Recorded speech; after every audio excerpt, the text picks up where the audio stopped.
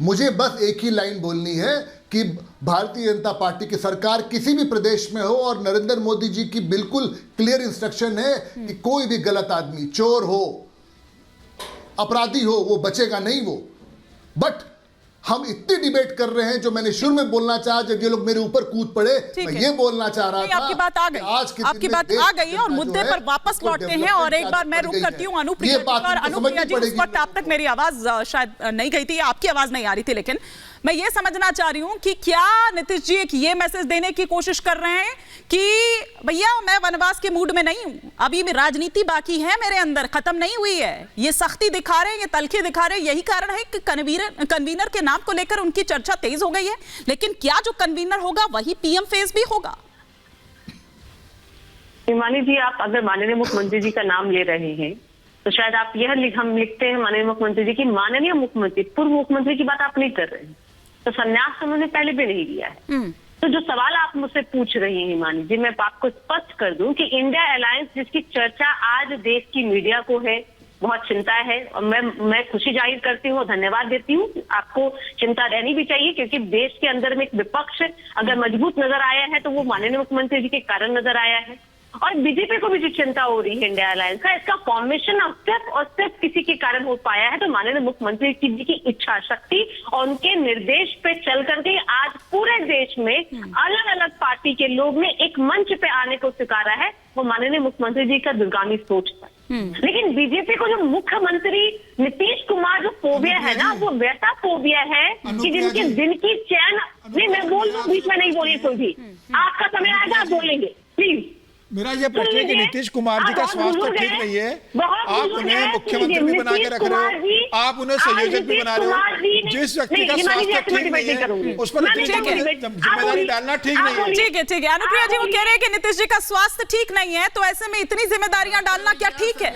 हाँ, एक सुनिए, एक मिनट, ये तो व्यवहार बता रहा है। अच्छा, सबके बीच में बोलते हैं इन्हें। ये मैं आऊंगी इस पर भी। हिमानी जी मुझसे जो हमारे बीच में बोल रहे थे साथी, मैं उनसे एक आग्रह करना चाहूंगी, शायद अगर अजय जी, मैंने को एंकर आपको भी नहीं रखा हुआ। हाँ ठीक है, अनुप्रिया जी कंप्लीट करिए। अगर मैं आपकी उम्र की जिक्र करूं तो मुझे लगता है कि शायद आप भी इस डिबेट में बैठने के काबिल नहीं हो पा रहे हैं। सर ऐसा बात मत कीजिए, प्रधानमंत्री जी की उम्र से 1 साल कम है हमारे माननीय मुख्यमंत्री जी की उम्र है। इस तरह की टिप्पणी ना करिए। और अनुप्रिया जी आपसे तो मैं बिल्कुल एक्सपेक्ट नहीं करती हूँ। नहीं प्लीज नहीं, सवाल ऐसा है हिमानी जी, मैं अपनी बातों को कह रही हूँ, इनको बीच में उम्र की फिक्र हो रही है। आप उम्र पे कहे जा रहे हैं भैया, आप सुन लीजिए ना। ईश्वर उन्हें बहुत लंबी उम्र दे, मैं उनकी उम्र की बात नहीं कर रहा हूं। अच्छा नहीं, अनुप्रिया जी अचानक से ये चर्चा क्यों होने लगी? बीजेपी, आप लोगों ने पहले भी कहा था कि बहुत डिले कर दिया, बहुत देर कर दी आते आते, तो ये जो अचानक से चर्चा शुरू हुई है, क्या मजबूरी है कांग्रेस की, क्योंकि उसको समझ आ गया है कि बिहार जैसा प्रदेश हम नाराजगी बोल नहीं रह सकते हैं यहाँ पर? क्या ये इसके पीछे की वजह है? सीधी सी बात पूछ रही हूँ, सीधा से आपसे जवाब की उम्मीद भी करती हूँ। मैं आपसे उम्मीद करती हूँ हिमानी जी कि आपके साथ में और भी जो गेस्ट है वो बीच में ना बोलेंगे, खासकर वो जिनको इंडिया अलायंस के फॉर्मेशन का मंच भी मौका मिल रहा है बोलने के लिए। आप अपनी बातों को रखो जरूर, मुझे लगता है। लेकिन माननीय मुख्यमंत्री की उम्र पर अगर बात कर रहे हैं तो मैं स्पष्ट कहूंगी कि प्रधानमंत्री की उम्र से 1 साल छोटे हैं। अब कार्यशैली की बात मैं बता दूं, वो उनका कार्य ही था, उनकी निष्ठा ही थी कि आज इंडिया अलायंस खड़ा है यहाँ पे। कोई भी प्रेशर पॉलिटिक्स इंडिया अलायंस के अंदर में नहीं हो रहा है।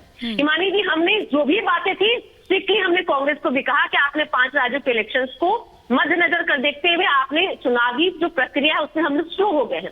अब वैसे हम लोग समय में है जहाँ पे हमें सीट शेयरिंग की बात करनी है, हमारे कॉमन मिनिमम प्रोग्राम की बात करनी है। अब वो वक्त नहीं है कि हम अभी भी दिल सपने देखें और हम कहें कि बिना स्ट्रैटेजी के हम जनता के बीच में जा सकते हैं। क्योंकि मुझे लगता है कि आज की 5 के प्रहार में मुद्दा यह होना चाहिए था कि देश में 10 साल के शासनकाल में क्या इस बीजेपी के सरकार ने वह सुरक्षा दी महिलाओं को? क्या देश के लोगों का सुरक्षा, युवाओं का रोजगार मिला?